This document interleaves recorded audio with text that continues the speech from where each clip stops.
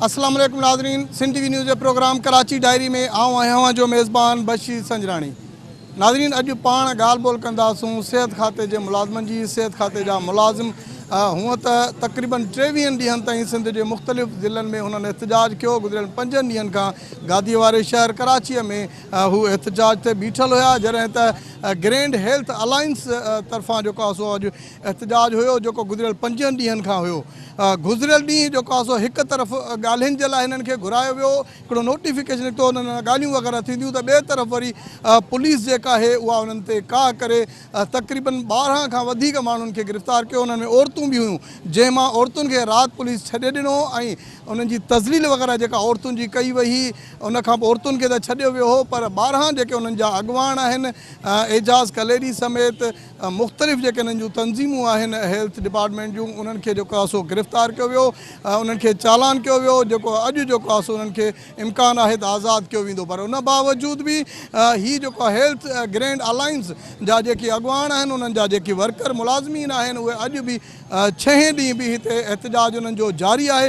अॼु पाण कोशिशि कंदासूं त उन्हनि जा अॻुवान जेकॾहिं जेल मां आज़ादु थी ॿाहिरि अचनि था त पाण उन्हनि सां बि ॻाल्हि ॿोल कंदासूं। उन्हनि सां गॾोगॾु जेके मुलाज़िम हिते वेठल आहिनि, हिकिड़ो ई हिननि जो एजेंट आहे, जंहिं एजेंडा तहत मुख़्तलिफ़ जेके हिननि जूं तंज़ीमूं आहिनि हेल्थ डिपार्टमेंट जे हवाले सां, उन्हनि गॾियल हिकिड़ो अलायंस ठाहियो आहे, उहा आहे ग्रैंड हेल्थ अलायंस। पाण उन्हनि सां बि ॻाल्हि ॿोल कंदासूं त गुज़िरियल ॾींहुं जेको पुलिस हिननि जे मथां तशदुद कयो आहे, उन हवाले सां उहे छा चवंदा। ख़ासि करे औरतुनि खे पुलिस जेको आहे सो खंभे खणी वई, उन्हनि जी तज़लील कई वई, उन्हनि जा जेके रवा वग़ैरह आहिनि उहे रोडनि ते पयल रहिया। सिंध हुकूमत हिकु तरफ़ त ॻाल्हियुनि जी आच करे थी, त ॿिए तरफ़ वरी उन्हनि मुलाज़िमनि मथां तशदुद कयो वञे थो, वाटर कैनन जो इस्तेमालु कयो वञे थो। सिंध जी रियासत जेका आहे उहा हिकु तरफ़ ॻाल्हियुनि तरफ़ वञे थी, त ॿिए तरफ़ वरी उन्हनि जे मथां तशदुद कयो वञे थो। इहे सवाल खणी करे अॼु पाण कोशिशि कंदासूं त हिते जेके मुलाज़िम आहिनि, अॻुवान जेके आहिनि, पाण उन्हनि सां ॻाल्हि ॿोल कयूं त उन्हनि जो छा चवणु आहे। हिन वक़्तु असां सां गॾु ग्रैंड हेल्थ अलायंस जा चेयरमैन डॉक्टर महबूब नूनारी, जेको पाण गिरफ़्तार बि हुयो, इन स्ट्रगल में बि हुयो। अचो त साईं जन सां ॻाल्हि ॿोल कयूं था पिया। अस्सलाम वालेकुम। असांखे इहो ॿुधाइजो त 23 ॾींहं अव्हां जो एहतजाज सिंध जे मुख़्तलिफ़ ज़िलनि में रहियो, 5 ॾींहंनि ताईं हिते रहियो। हिकु तरफ़ ॻाल्हियूं करण जी जेको आहे सो ऑफर ॾिनी वई, ॿिए तरफ़ गिरफ़्तार करे लाठी चार्ज कयो वियो, छा चवंदो। असांजा हौसला बुलंद रहंदा ऐं हमेशह रहंदा। ये सस्पेंशन, गिरफ़्तारियूं या लाठी चार्ज असांजो कुझु नथी बिगाड़े सघनि। असां पंहिंजे हक़नि लाइ निकिता आहियूं ऐं हक़ वठी रहंदासीं। अॼु बि अदलिया इहो ई साबित कयो, जेको पुलिस जो रवैयो हो, जंहिंमें डिप्टी कमिश्नर SSP कराची ऐं पंहिंजो जेके SHO साहब हुआ, उन्हनि जेके रवैया असां सां रहिया ॾाढा बुरा हुआ। पर पोइ बि असां उन्हनि सां वेही पंहिंजो मुक़ाबिलो कयो। अॼु असां ज़ाहिर थी आहे, दुबारा आयासीं ऐं दुबारा साॻी प्रोटेस्ट में बीठा आहियूं ऐं दुबारा तहरीक जो उहा ई जीअं हले पई, आगाज़ हले पियो, पूरो लॻभॻि महीनो थियण वारो आहे। ऐं मूंखे ॾुख मुंहिंजे हेल्थ डिपार्टमेंट जो थिए थो। असां सिंध गवर्नमेंट जे हेल्थ डिपार्टमेंट जा एम्प्लॉई हुआसीं। हेल्थ मिनिस्टर खे का फ़िक्र कोन हुई। जेके chief minister Murad Ali Shah committee ठाही, उहा अगरि बिल 4 कमेटी ठाहिण खां पोइ फ़ैसिलो करे छॾियो आहे त हीअ फ़ैसिला जाम परे न थियनि हुआ। हाणे हिन जे फ़ैसिलनि जो मतिलबु इहो ई आहे, हिकु दफ़ा नोटिफिकेशन जारी कनि था, ॿिए चकर उन खां पोइ 10 मिंट खां पोइ असांखे मारायो वञे थो। इहे उहे ई पुराणी माज़ी जा वादा हिन जा कूड़ा आहिनि। असां इन करे रोडनि ते निकिता आहियूं। असांखे ख़बर आहे, अगरि असां पंहिंजी ड्यूटियूं शुरू कंदासीं, पोइ बि असांखे वरी धोखो ई ॾींदा। असां पंहिंजी ड्यूटियूं अॼु बि करियूं पिया। को बि पेशेंट अहिड़ो को एक्सपायर डॉक्टर जी निकलियो न थियो हूंदो। एमरजेंसी हलनि पियूं, असांजा ICU हलनि पिया, MIT हलनि पियो।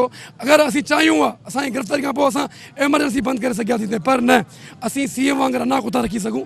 CM साहिब खे राति ॿुधायो वियो त बिल 4 एक्शन खणियो आहे। असां पंहिंजे एम्प्लॉयनि खां सचा आहियूं, पर तव्हां पंहिंजी क़ौम खां सचा कोन आहियो। कोरोना वायरस जे हवाले सां इहो अलाउंस हुयो, जेको कोरोना जे ख़तमु थियण खां पोइ हीअ अलाउंस बंदि थी वियो, जंहिंजे करे हीअ मुलाज़िम जेको आहे सो इस्पतालूं बंदि करे, एमरजेंसियूं बंदि करे एहतजाज कनि था पिया। इहो असां हेल्थ डिपार्टमेंट खे पंहिंजो मौक़िफ़ ॾेई चुका हुआसीं त इहो हिकु सिर्फ़ु कोविड न आहे, इहो हिकु हेल्थ रिस्क अलाउंस आहे।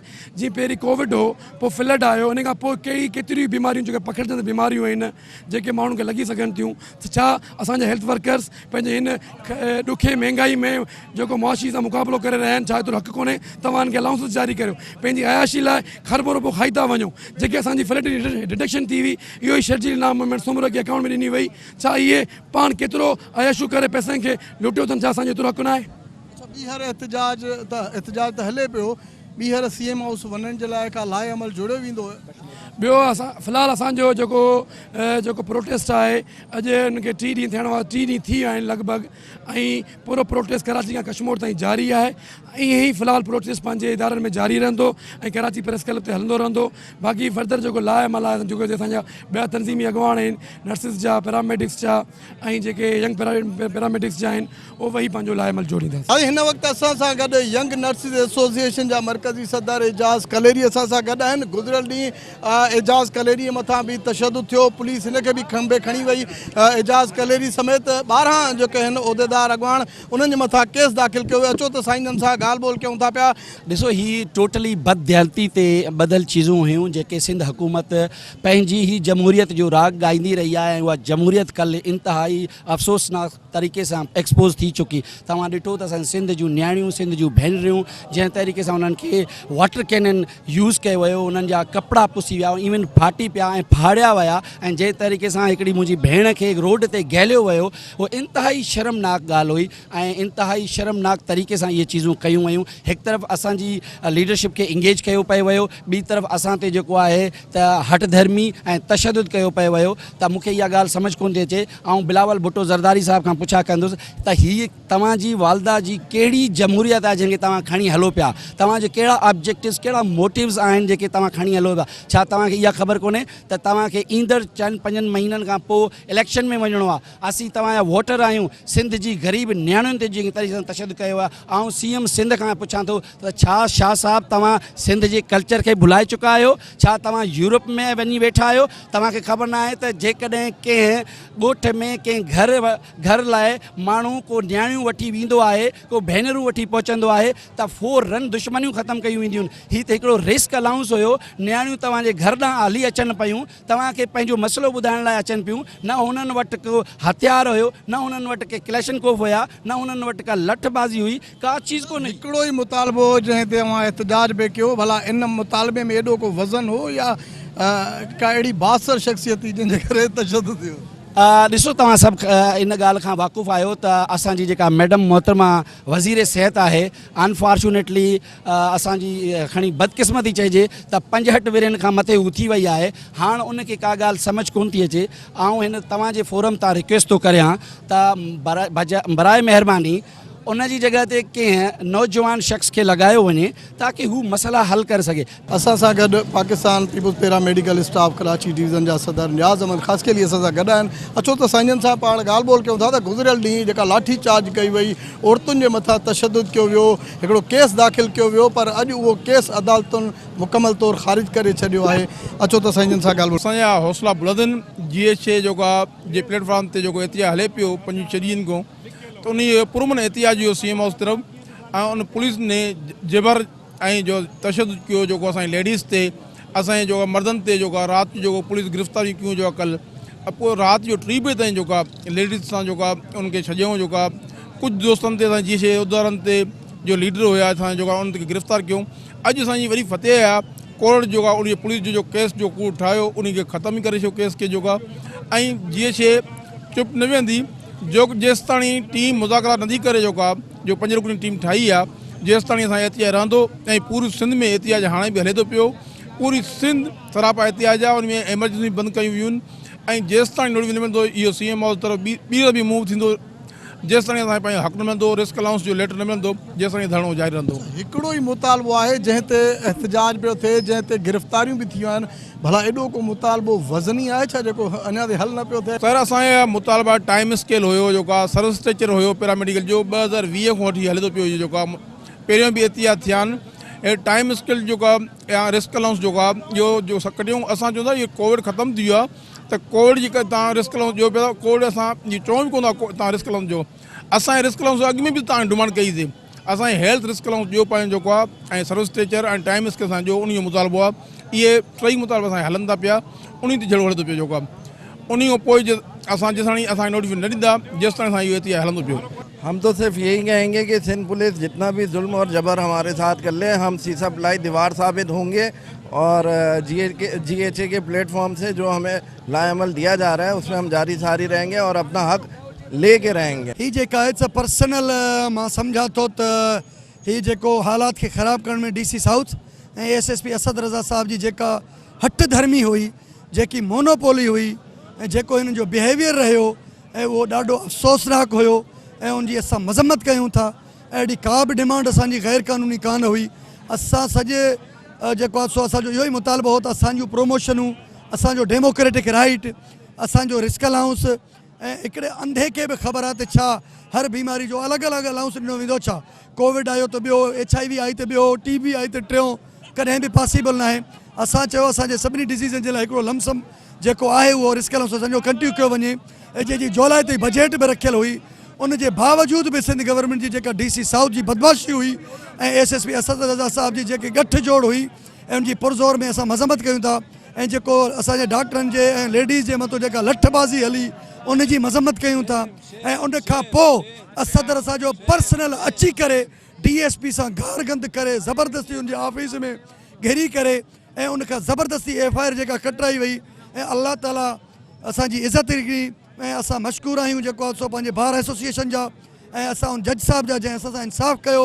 हिन वक़्तु असांजा 12 अॻुवान जेके आहिनि से उहे गिरफ़्तार आहिनि, जंहिंमें 4 अॻुवान जेके आहिनि से ग्रैंड हेल्थ अलायंस जा डॉक्टर महबूब नूनारी जेको चेयरमैन आहे उहो बि गिरफ़्तार आहे, डॉक्टर वारिस जखरानी बि गिरफ़्तार आहे, एजाज़ जेको आहे कलेरी उहो बि गिरफ़्तार आहे, रियाज़ सूमरो बि गिरफ़्तार आहे। सिंध हुकूमत जेको आहे सो असांजी रिस्क अलाउंस जी समरी बि पुटअप कई हुई। असांखे लालीपॉप ॾियण जे लाइ त तव्हांजी समरी पुटअप करे असां कैबिनेट मां पास था करायूं, पर उहो लालीपॉप हुयो ऐं उन लालीपॉप ॾियण खां पोइ जॾहिं असां चयोसीं त कराची में असां पुरअमन एहतिजाज कंदासीं ऐं जेकॾहिं असांजा मुतालबा न मञिया विया, हिकिड़ो मुतालबो आहे रिस्क अलाउंस। असीं डेंगी ते रिस्क ते आहियूं, असीं हेपाटाइटिस B-C में रिस्क ते आहियूं, असां TB में रिस्क ते आहियूं, असां पोलियो में रिस्क ते आहियूं, असां मुख़्तलिफ़ शोबनि में हमेशह रिस्क ते आहियूं। असीं रिस्क अलाउंस घुरियोसीं जेको सिंध गवर्नमेंट तस्लीम कयो, पर इहा उन्हनि जी भुल आहे त असां इन्हनि खे गिरफ़्तार जेका कल्ह तज़लील थी आहे औरतुनि जी ऐं असांजे लीडरनि जी, जिन खे गेले गेले कुटियो वियो आहे, पुलिस ड्रिकाए ड्रिकाए मारियो वियो आहे ऐं उन खां पोइ मुलाक़ात बंदि कई वई आहे। दहशतगर्द हुया, तालिबान हुया, क्रिमिनल हुया जो असांजी मुलाक़ातियूं बंदि ऐं अञा ताईं उन्हनि खे पुलिस कोर्ट में पेश नाहे कयो। इहा गवर्नमेंट जी भुल आहे। शर्जील मेमण जी ऐं मोहतरमा अज़रा पेचूअ जी इहा भुल आहे त असां FIR कटे हिननि जे मथां तशदुद करे हिननि की तज़लील करे हिननि खे भॼाईंदासीं। असां क़तई तौर ते ग्रैंड हेल्थ अलायंस न भॼंदी।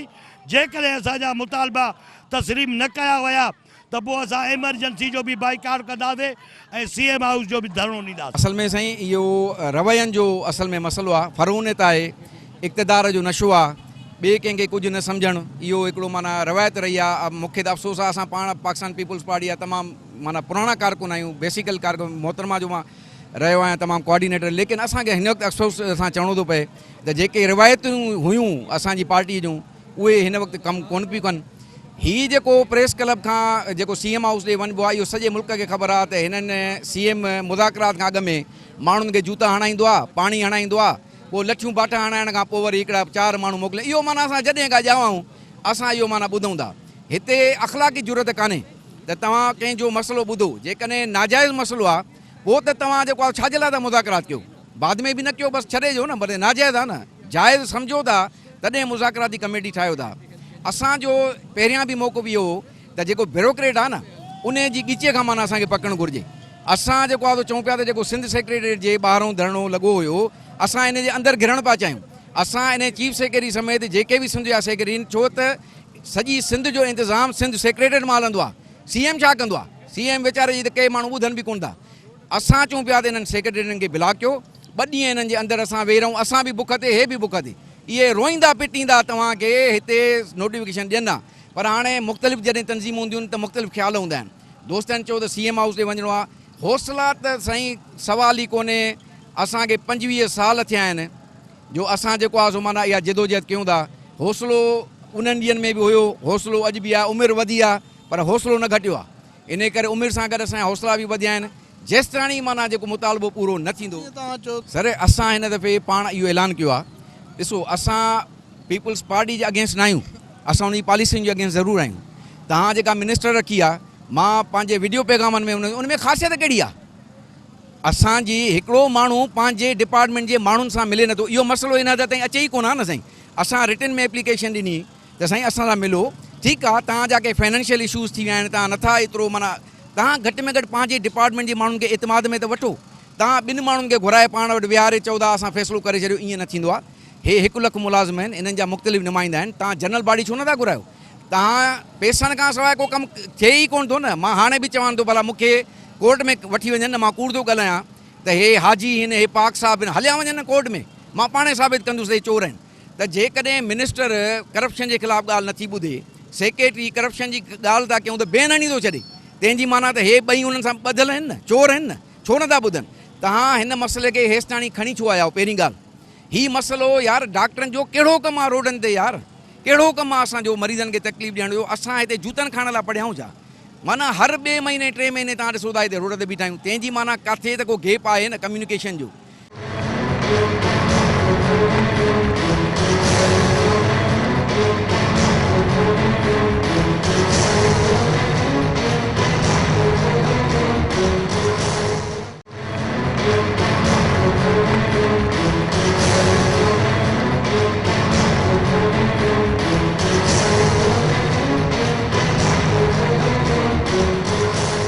कल्ह जेको एक्शन कयो वियो आहे असांजे लेडीज़ वर्कर जे मथां, जंग में बि ईअं न आहे थींदो। जंग में बि औरतुनि खे, नंढड़नि मासूम ॿारनि खे ऐं पोड़नि ॿुढनि खे बि रिआयत हूंदी आहे, उन्हनि सां ईअं न कबो आहे। हिननि त असां सां जंग खां वधीक वारदात कई आहे, जो असांजे लेडीज़ जा कपिड़ा फाड़िया अथऊं, नियाणियुनि जा कपिड़ा फाड़िया अथऊं ऐं उन्हनि खे जेलनि में विधो अथऊं ऐं उन्हनि खे सॼी राति टार्चर कयो अथऊं, ज़हनी टार्चर कयो अथऊं। असांजा लीडर जेके हिन महिल जेल में आहिनि ऐं हाणे कोर्ट में वञण लाइ उन्हनि खे कोन था वठी वञनि त उन्हनि जूं ज़मानतूं कराइनि। असां गवर्नमेंट खे इहो चिता था ॾियूं त तव्हां मथां इहो सम्झंदा हुजो त हिननि खे थकाए असां ख़तमु कंदासीं।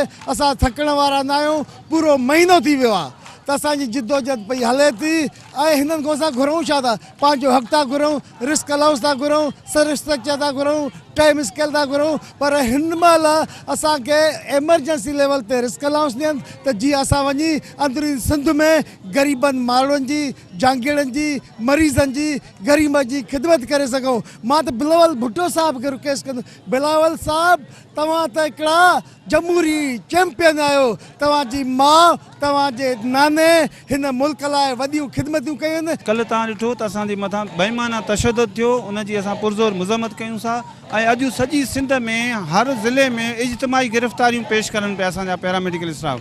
उहो हिकिड़ो वॾो इनकलाब आहे ऐं इंशाअल्लाह ताला असां 16 तारीख़ ते ॿुधो आहे त कैबिनेट इजलास आहे, सॼी सिंध खे असां कॉल कंदासीं इंशाअल्लाह ताला। कैबिनेट वारे ॾींहुं उते बि असां वरी ॿीहर धरणो हणंदासीं, CM हाउस जे साम्हूं हणंदासीं।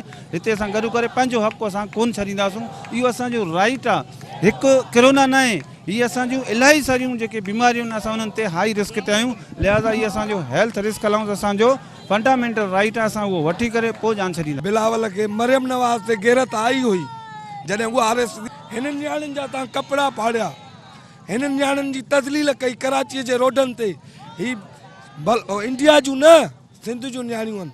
जन तोखे वोट ॾेई अॼु हिननि ऐवाननि ते पुॼायो आहे। इंशाअल्लाह ही 72,000 या 1 लख मुलाज़िम न आहिनि, ही 1 करोड़ जी फ़ौज आहे जेकी हिन इलेक्शन में सिंध हुकूमत खे ॿुधाईंदी त तुंहिंजी हैसियत छा आहे। हाणे ॾिसंदासीं त तव्हां ऐवाननि में कीअं था। एहतजाज सिंध जे मुख़्तलिफ़ ज़िलनि में 23 ॾींहंनि ताईं जारी रहियो। 6 ॾींहंनि ताईं गादीअ वारे शहर कराची में हो। गुज़िरियल ॾींहुं जेको औरतुनि जे मथां हला कई वई आहे, तज़लील कई वई आहे, पाण मीडिया बि ॾेखारियो त उन्हनि जा रवा वग़ैरह जेके आहिनि उहे बि उते रोड ते पियल हुया। कीअं था ॾिसो पहिरियों त हिन अमल खे कीअं था ॾिसो? अबा असां सिंध जी हिकिड़ी वॾी हिकिड़ी पुराणी हिकिड़ी रस्म हुई ऐं असां जॾहिं बि पंजाब पंहिंजी यूनियन ॾे वेंदा हुआसीं, सुप्रीम कोर्ट वेंदा हुआसीं त असां जॾहिं पंजाब जी इहा ॾिसंदा हुआसीं गुंडागर्दी, त असां चवंदासीं असांजा सिंध जा जेके माण्हू आहिनि त उहे कॾहिं बि औरत खे हथु न लाहींदा आहिनि। ऐं जॾहिं का औरत घर टपी वेंदी आहे कंहिंजे तॾे ते त उते खून बि माफ़ थी वेंदा आहिनि। पर हिननि असांखे लॼाए छॾियो, सिंध हुकूमत, सिंध पुलिस असांखे लॼाए छॾियो, असांखे शर्मिंदा करे छॾियो पूरे पाकिस्तान, पूरी दुनिया में। हिन वक़्तु सिंध पुलिस असां सिंधियुनि जो कंधु हेठि करे छॾियो। असांजा अञा हौसला बुलंद थी विया। अगरि पंजाब ब्यूरोक्रेसी इहो अमल कंदी हुई न, तव्हां ॾिसो नून लीग जो नालो आहे ख़तमु थी वई। हिननि इहो अमल कयो आहे। असां 22,000 ऐं 11,000 नर्सूं हिननि खे बददुआ ॾियूं थियूं। हिन में बेवा यतीम मिसकीन ख़ुदा कंदो उहो ॾींहुं दुनिया ॾिसंदी। जीअं हिननि असांखे घसीटियो, जीअं असांजा रवा लाहियो, जीअं असांजा कपिड़ा फाड़ियो, जीअं असांखे ॼुंडनि खां वठी हिननि छिकियो, गंदियूं गंदियूं असांखे गारियूं ॾियनि। अलाह कंदो इहे बि ईअं ई रोडनि ते घसीटबा, इहे ईअं ई रोडनि ते गंदे पाणी में घसीटबा। ख़ुदा हिननि खे ईअं ई तज़लील कर। असांखे ईअं हिननि गेलियो आहे, तव्हांखे आउं छा ॿुधायां। जॾहिं असांखे थाणे में वठी आया आहिनि, लेडीज़ पुलिस हुई न, लेडीज़ पुलिस सां गॾु छोकिरा बि गॾु हुआ। हुननि बि असांखे टंगियुनि मां असांजी छोकिरियुनि खे असांखे ईअं खईं ऐं ईअं धिक अंदरि विझी छॾियो आहे गाॾियुनि में। ओॾां विया आहियूं ऐं तव्हां हुननि छोकिरियुनि जी हालति ॾिसो। तव्हां मीडिया वारनि खे हुननि कोन पिए छॾियो। असांखे ख़बर हुई, तव्हां सभु उते ॿाहिरि आयो, पर हिननि असां सां जाम ज़ुल्म कयो आहे। एतिरो ज़ुल्म कयो आहे की तव्हांखे ॿुधाए नथी सघां, तव्हांखे बयानु नथी करे सघां जेको हिननि असां सां ज़ुल्म कयो आहे। पर हीअ छा था सम्झनि, हीअ सभु करे हिननि जेको करिणो सो करे छॾियो। हिन खां वधीक बि कनि। असां हाज़िर आहियूं। असां संदे बच्चनि जो मुआशी क़तल असांजो थिए पियो, हरगिज़ न बर्दाश्त कंदासीं। हिकिड़ो क़दम बि असां पोइते न हटंदासीं, भले ई असांखे जेल करे छॾीनि, भले असांखे शहीद करे छॾीनि। हुकूमत खे ॾुखियो इन करे पियो लॻे की असांजो बजट में 10 अरब रुपया रखियलनि। अलाउंस जा रिस्क अलाउंस आहे, हेल्थ रिस्क अलाउंस आहे। 24 आवर्स असां रिस्क ते आहियूं। कम्युनिकेबल डिज़ीज़ घणियूं आहिनि, जाम आहिनि, बैक्टीरियल वायरल घणी अहिड़ी आहिनि जंहिंमें असां हेपेटाइटिस एड्स आहिनि की पेशेंट ईंदो असां रिसीव कंदा आहियूं। असां बीमारी लॻी वेंदी आहे, वक़्तु अॻु में दुनिया मां हलिया वेंदा आहियूं। असां रिस्क अलाउंस वठूं पिया जेको असांजो अॻु में हिन वटि आहे, पर चवनि पिया असां खाई छॾियूं। कोरोना जो कोरोना अलाउंस कने रिस्क हेल्थ अलाउंस आहे। पे स्लिप ॾिसो, हेल्थ रिस्क अलाउंस आहे असांजो। असांजी आऊं तव्हांखे स्लिप ॾेखारियां थी, असांजो रिस्क हेल्थ अलाउंस आहे ही। बहरहाल बिलावल साहब तव्हांजी बुआ खे संभालियो। 37 करोड़ जा बादाम खायो, हुन दिमाग़ विञाए वेही रही आहे। ईअं न थिए की मैडम वजी तव्हांखे वधीक नुक़सान थिए। इलेक्शन थियण वारी आहे, तव्हांजो वोट बैंक ख़तमु थी वेंदो। महिरबानी कयो, हिननि खे आराम जी ज़रूरत आहे। हाँ, इन्हनि खे आराम जी ज़रूरत आहे। ईअं चवंदा असां सां जेको सो ज़ुल्म थियो आहे, मतिलबु नियाणी सां घसीटे असां खयूं ऐं मतिलबु असां त पुरअमन मतिलबु एहतजाज कयो 3 ॾींहं। असां पुरअमन एहतजाज कयो। पुरअमन असांखे CM हाउस में वियासीं पिए त असांखे जले असांजे मोहतरमा खां 10 मतिलबु माण्हू बुछड़ा खे जले हुन में माई मारियो त असां छॾायो। चवंदा अवां वर्दियो असांजो मतिलबु फाड़ो आहिनि, असां त कोन फाड़ो आहिनि। हमारे हौसले अब और बुलंद हो गए हैं। हम और आगे बढ़ेंगे। मार ले, जितना इनको ताकत है मारे, गोली से मारे, शहीद कर दे, हम आगे बढ़ेंगे। ही जेके असांजे मथां कल्ह जेको रियासती तशद्दुद कयो वियो, असांजे मथां लाठी चार्ज कयो वियो, असांजे मथां जो केरनि जो इस्तेमालु कयो वियो, असांखे गीले असांजी औरतुनि जी बेहरमती कई वई, उनजा कपिड़ा फाड़ा विया, उन्हनि जा ॾुंडा पटाया विया, उन्हनि खे गीले मोबाइल में विधो वियो, थाननि में गीले असांखे उते तशद्दुद कयो वियो। असांजी मज़म्मत कयूं था। इहो अगरि हुकूमत सम्झे थी इन लाठी चार्ज सां, वाटर के इस्तेमाल सां, असांजी तदलील सां, अगरि असां पंहिंजनि हक़नि सां असां हथु खणंदासीं, असांजा हौसला अञा वधीक बुलंद थिया आहिनि ऐं असां वधीक मज़बूत थिया आहियूं। ऐं असां इंशाअल्लाह ताला पंहिंजी क़यादत जो इंतज़ारु करे रहिया आहियूं। अगरि असांखे हिन वक़्तु ॿीहर हूअ असांखे चवंदी त तव्हां CM हाउस मार्च कयो, असां हिकु दफ़ो न पर 3 दफ़ा CM हाउस करण लाइ तयारु आहियूं। जी बिल्कुलु। ग्रैंड हेल्थ अलायंस तरफ़ां तक़रीबन 23 ॾींहं जेको आहे सिंध जे मुख़्तलिफ़ ज़िलनि में एहतजाज रहियो, जंहिंखां पोइ गादीअ वारे शहर कराचीअ में एहतजाज थियो। 5 ॾींहंनि ताईं एहतजाज थियण खां पोइ नेठ जेको आहे सो हुननि CM हाउस ॾांहुं वञण जो ऐलान कयो, जंहिंखां पोइ पुलिस जेका आहे उहा सिंध सेक्रेटरीट ॿाहिरां पहुची करे उहे जेके मुलाज़िम हुआ मर्द ऐं औरतूं उन्हनि खे खंभे खणी वई। औरतुनि जी जेका आहे तज़लील कई वई, उन्हनि जा रवा जेके आहिनि उछलाया विया, वारनि खां गीले उन्हनि खे पुलिस मोबाइलनि में विधो वियो। ही जमहूरियत आहे। उन जमहूरियत जे दौर में औरतुनि जी जेका आहे उहा तज़लील कई वई। तक़रीबन 12 जेके आहिनि उन्हनि जा अॻुवाण उहे गिरफ़्तार थिया, जंहिंखां पोइ अॼु उहे अदालत में पेश थिया। अदालत जेको आहे सो उन्हनि खे बाइज़त उन मां भरी करे छॾियो ऐं केस जेको आहे उहो ख़ारिज करे छॾियो। जॾहिं असांजी अॻुवाणनि सां ॻाल्हि ॿोल थी, उन्हनि चयो त ग्रैंड हेल्थ अलायंस हिकिड़े नुक़्ते ते ठहियो आहे, उहो आहे रिस्क अलाउंस। उहो रिस्क अलाउंस सिर्फ़ु कोरोना में न आहे, उहो हेल्थ अलाउंस आहे। उन हेल्थ अलाउंस में जेके आहिनि उहे सिर्फ़ु कोरोना न आहे, उन में मलेरिया बि अचे थो, उन में डेंगी बि अचे थो, उन्हनि में ॿी एक्टिविटीज़ जेका डॉक्टर वग़ैरह कंदा उहा अचे थी। उहो उन्हनि जो राइट आहे, उहो घुरण ते जेको आहे सो उन्हनि जे मथां तशदुद कयो वियो आहे। हिकु तरफ़ जमहूरियत जा जेके माण्हू आहिनि, जमहूरियत जा जेके अॻुवान आहिनि, उहे उन्हनि सां ॻाल्हियूं करण जे लाइ अचनि था, त ॿिए तरफ़ वरी उन्हनि जे मथां उहो एहतजाज कयो, उन्हनि जे मथां लाठी चार्ज कई वञे थी, ॻोढ़ा आणींदड़ गैस जो इस्तेमालु कयो थो, वाटर कैनन जो इस्तेमालु कयो वञे थो। हिकु तरफ़ औरतुनि जा जेके आहिनि उहे कपिड़ा फाटी पवंदा, त ॿिए तरफ़ अॻुवाननि खे गीले पुलिस मोबाइलनि में विधो वञे थो। अॻुवाननि जो इहो बि चवणो हो त हुननि जा हौसला अञा बि बुलंद आहिनि, जेसीं ताईं उन्हनि जा मुतालबा जेके आहिनि उहे मंज़ूर न थींदा, तेसीं ताईं उन्हनि जो एहतजाज जारी रहंदो। नओं लाइअमल जोड़ण खां पोइ में बि थी सघे थो बक़ौल हिननि जे त हिकु भेरो ॿीहर CM हाउस जो रुख कजे, पर जेसीं ताईं मुतालबा मंज़ूर न थींदा तेसीं ताईं उन्हनि जो जेको एहतजाज आहे उहो जारी रहंदो। कराची डायरीअ जे अॼोके हिन प्रोग्राम में कैमरामैन कलीम खोखर सां गॾु पंहिंजे मेज़बान बशीर संजराणीअ खे ॾींदा इजाज़त। अल्लाह वाहिगुरु।